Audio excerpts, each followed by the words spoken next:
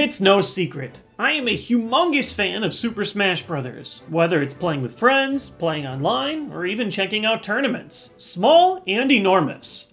And while I love the fact that Smash Bros. Brings all of my favorite Nintendo characters together to duke it out, sometimes I think I might just love the gameplay and mechanics of Smash Bros. More than the characters and settings alone. Unlike most fighting games, the focus is on vertical gameplay, platforms, and a lot of movement options. And while I do love a one-on-one fighter as much as the next fan, sometimes having the ability to gather up to 4 players together for items and mayhem is a great option too. Today I'm making a list of 10 games with similar gameplay to Smash Bros. That I think tons of Smash fans will enjoy trying out. While not all of these games are full of Nintendo characters, or even on a Nintendo console, I think a lot of these games are great at capturing the feel of what makes Smash great, whether it's huge freedom of movement or pure hectic chaos. Starting things off, let's take a look at a couple of games that are pretty close to Smash Bros. In execution, mainly because they're Smash Bros. Fan games. First up is Project M, not just the biggest Smash Bros. Game mod, but one of the most extensive fan mods of a video game I've ever seen. The concept is this: what if you took the full roster of Brawl, added a few guests, and implemented a wide variety of mechanics and speeds that better resemble the fast-paced and highly technical demands of Melee? But to be honest, there's actually a lot more going on here than Smash Bros. Brawl Melee Edition. Almost every character has a downright awesome selection of alternate costumes, like Armored Mewtwo, Mr. L. Luigi, the original Zero Suit Samus, and so on. There's also a lot of unique character mechanics added, such as Samus being able to change her missile types, Rob's directional thrusters, or Ganondorf actually being able to use his sword as a taunt move. There's also a wide selection of newly created stages, both neutral for competition and casual. Perhaps my favorite addition is the game's All-Star mode, which lets you play a stock game where you change to a new character whenever one of your characters loses a stock. There's a lot going on here, but it's an experience made even more enjoyable by a dev team that has focused a ton of time into making almost every character competitively viable. It's actually pretty easy to install too. All you need for Project M is a non-PAL Wii or WiiU, a non-PAL Brawl disc, and an SD card with 2 or less gigabytes in size. I've included a link to the game in the description if you decide to check it out. But maybe you don't care much for Melee's mechanics, or you're hoping to play a fan game that adds characters Nintendo hasn't added yet to a Super Smash Bros. Game. If it's new characters you want, look no further than MacLeod Gaming's Super Smash Flash 2.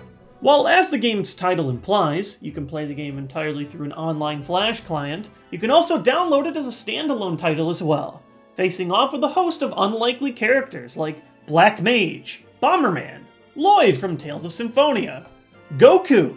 Oh, what, seriously? Goku? It's not a meme. There's actually a handful of anime fighters in here as well. Gameplay is all the 2-button smash and special style that you've come to know and love with Smash Bros., all in a sprite-based style instead. You'll probably have to mess around with the program Joy2Key if you want to get the game playing with a controller instead of a keyboard, but it's well worth it if you want to gather some friends together for some unexpected Smash-style gaming. Like the sprite-based Smash gameplay? Want to go even spritier? Well, then Super Smash Land for the PC might be your best bet. This game, by ex-Microsoft Studios dev Dan Fornes, explores the question, what if Smash Bros. Was made on the original Game Boy? While gameplay is minimized down to a single attack and jump button, Smash Land is still full of goodies, like an amazing soundtrack, attacks inspired from a variety of Smash titles, new stages that you've never seen before, and an endless mode where you can submit your top score online. There's even a few unlockable characters, including Mega Man and Vaporeon? Unexpected, but Vaporeon is actually a ton of fun, utilizing a unique puddle-based system for teleportation attacks. We'll come back to that later in the video. Moving beyond fan games, here's a list of games that used mixed casts while still maintaining similar gameplay style to Smash Bros. Next up to bat is Powerstone and Powerstone 2, one of my personal favorite hidden gems tucked within the Sega Dreamcast system. This game just oozes Smash Bros. Multiplayer charm. Gameplays from an isometric perspective on most 3D levels, with a focus on items. Lots and lots and lots of items. One of the main mechanics is trying to collect 3 Power Stones in order to get an ultimate attack form. These stones get launched all over the field as players get hit, making it a mad dash very similar to the Smash Ball. While Smash Bros. Gives you all the items up front, one of the draws to Power Stone is unlocking more items as you play. either by purchasing them or combining them together to reveal new powerful combinations. All the stages are amazing, changing constantly while barraging you with new obstacles. Some examples include a fight on top of an airship that falls apart, prompting a battle in the sky for umbrellas so that you don't hurt when you hit the ground. Or a battle from a ship, to another ship, to an iceberg. The biggest crime here is availability. It began as an arcade title, then was ported to the Dreamcast, which aren't exactly laying around in tons of homes. The only other place that you can find Powerstone is the PSP with the Powerstone Collection, which includes 1 and 2. It's actually a really good port, but it loses some of its luster if you don't have a lot of friends around you to play with locally.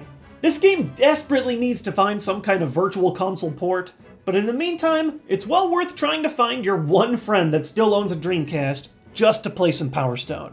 If you're looking for a mix of fighters banding together from multiple worlds to fight, but want something a little unconventional, Dream Mix TV World Fighters is about as unlikely as it gets. It's a simple platform-based fighter that brings in a mix of characters from Konami, Hudson, and Takara Toys. This ends up with a roster that includes Bomberman, Simon Belmont, Solid Snake, Beyblade Boy, Optimus Prime?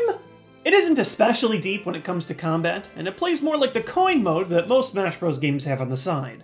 If you get enough coins beaten out of you, you lose your soul, which can be stolen from the other players to end your game. While this game did come out for both the GameCube and the PS2, it was released only in Japan, so it's a little harder to come by. If you are one of the few with the means to try this one though, it's certainly a unique experience. If you're looking for another Japanese game, my #1 recommendation is Jump Ultimate Stars, sequel to Jump Superstars, both on the Nintendo DS. Thankfully, Nintendo DS games are not region-locked, so you can still pop the physical card of this game into any DS or 3DS and run it just fine. It's Smash Bros, but for Shonen Jump anime, and is by far my favorite anime fighter I've ever played. The sheer amount of content in terms of character representation is staggering. There are dozens of playable characters, but thousands of total options when it comes to full customization. On the bottom screen of the DS, you create your own set of special attacks by filling a manga page with panels of manga characters, providing a variety of characters, attacks, and assists. Large enough panels give you a full character to fight with, while smaller ones give you a temporary aid on the field. Choosing whether to go with multiple characters, or just one character with a ton of support, is a fun balancing act. You've got staples like Naruto, Bleach, Dragon Ball, popular picks like Yu-Gi-Oh! And Black Cat, even sports manga from Slam Dunk to iShield 21. 41 manga are represented in all. It's a fast-paced vertical fighter that still has ring-out elements similar to Smash, damaging you if you're blasted off of a manga's panel. It also has an extensive single-player campaign with challenges that remind me of the ones first available in Melee. Even though the game is entirely in Japanese, it's pretty easy to find fan guides online for the mission goals. It's honestly a shame that this style of game hasn't seen an updated 3DS version. Yeah, other anime fighters do exist on consoles, and in English too, but this game is worth it for the unique bottom screen panel system alone. It's surprisingly cheap to import, and by far one of my favorites on today's list. Next is a mashup game that really split a lot of opinions. PlayStation All-Stars Battle Royale. The biggest thing that alienated players of PlayStation All-Stars is the main mechanic. While gameplay is extremely similar to Smash Bros. In terms of attacks, specials, and grabs, the major difference is that you can only score kills or remove stocks with special moves. Specials are built over time through your own combos and grow stronger as you deal more damage. But if you miss, it can feel a lot like you've wasted your time. But you know what? I still like it. Not as much as Smash, but I had a great time messing around with All-Stars while I was waiting for Smash 4. The cast might not be as robust as Nintendo's, but with a few of my childhood favorites like Sweet Tooth from Twisted Metal, Sir Daniel from Medieval, and even Parappa the Rappa, there's a ton of variety from character to character in combat. They even have some features I wish were in Smash Bros. Games, such as being able to remove the stage hazards from any stage. While I do feel like the special move KO system is not perfect for one-on-ones, it's still a blast to play in groups of 4, and it has a perfect cross-buy port on the Vita. Okay, we got Dreamcasts, Vitas. Are there any consoles on this list that my viewers own even less of? Actually, if all 5 of you could fire up your Ouyas, have I got a game for you. We're gonna go indie for these last 3 games. Oh, 1 second, I gotta add batteries to this thing. Oh my god. Why did they design the controller like this? Who thought this was a good idea?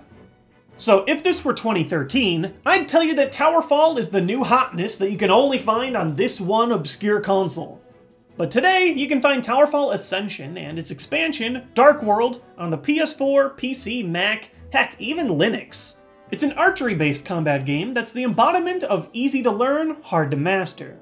All you do is jump and fire arrows, but you can cling to walls, snatch arrows out of midair, and every stage loops vertically and horizontally like Pac-Man. There's so many power-ups and unique stage mechanics that it can be hard to keep track of exactly what's going on, but that's what makes it so great! I can't think of a recent multiplayer experience that I've had that felt so insane while still feeling like I had control of how many games I win. There are also a variety of co-op and boss rush modes that are just as fun if you want to aim your arrows at horrible monsters instead of each other. The only thing that I desperately wish this game had was online multiplayer. It is one of the greatest local multiplayer experiences I've ever known, and nothing beats yelling at 3 of your friends at the top of your lungs from the same room, but I have so many friends that live across the world that I might not ever get to play this game with. Still, if you have plenty of friends that live close by, TowerFall is one of the best party combat games I've played in recent memory. If you're looking for an indie-flavored Smash experience that does have online play, Brauhalla might be worth looking into. Eventually, it will become a free-to-play title, but for now the game is in a closed beta that you can sign up for and play on for free as well. Gameplay is another simplified Smash, with no grabs or shield, but a very strong dodge for defense. Ring outs are your means of scoring, and there are a ton of different characters to choose from. Each character has 2 weapons of specialization, giving it a slight Soul Calibur feel. While playstyles from character to character don't always feel very different, it's still a fun pick-up and play that can get addicting with experience bars, currency, and unlocks similar to League of Legends. There's even an ELO-based ladder ranking system for 1v1 and 2v2 games, but honestly I found the basic gameplay much more suited to 4-player free-for-alls. Because the gameplay is constantly changing in updates, I can't quite say where this game is headed. A day before writing this, a new balance update worked to nerf the strength of dodges, so maybe the gameplay will be more aggressive than defensive in the future. It's a cute little diversion at the low cost of free, and I'm excited to see how the game will change once it's out of beta and in full release. And last, but certainly not least, is my personal favorite Smash-like experience of the moment. Rivals of Aether. Here's another title from Dan Fornes, along with consultation from various members in the Smash Bros. Community, and it's genuinely a shock that this title came from the same place as Super Smash Land. Rivals of Aether is an animal-themed indie Smash experience that is very clear on its inspiration from Super Smash Bros. Melee. You can wave dash, landing lag on aerials is low, movement is quick, and hit stun leading into combos is high. It's an early access title, so this is another game that's still open to patches and balancing, but despite only having 6 of its playable characters available right now, there's some really high-level play available even today. Each character is built around a unique central mechanic, such as Maypole being able to teleport once they've tagged you, Force Burn's smoke and clone ability, and my personal favorite, Orcane's puddle teleportation and buffs. Remember when I said we'd get back to Vaporeon? Orcane is Vaporeon 2, Cat Whale Boogaloo. Even in the bare bones early access, I found myself truly addicted to this game. There are a few changes from Smash that I actually enjoy, such as a timing-based parry system instead of a shield, and no ledge hanging when you attempt to recover. Gameplay is fast-paced and geared to letting even new players learn combos and improvisation very quickly. Thankfully, I found that around 9 of my 10 games I play are almost completely lag-free, making it a perfect game to test with friends or even compete in online. It's an experience that I really feel can only get better as the dev unveils more game modes and characters. Even in its current form, though, it's a game that I find easy to pick up for a few rounds almost every night. Hopefully, if you found yourself in love with the Smash Bros. Formula, but craving something a little different, one of these 10 games hits the spot. With even more titles, such as the newly formed Wave Dash games hinting at a Smash Bros. Style game of their own in the works, it looks like the Smash Bros. Formula is here to stay. Thanks for watching today's video. If you enjoyed this Smash Bros. List, consider checking out some of my previous Smash Bros. Top 10 videos that I've done right here. And if you want to know when my new videos release, you can click the subscribe button down here at the bottom to stay updated. Thanks for watching, and I'll catch you guys next time on a new battlefield.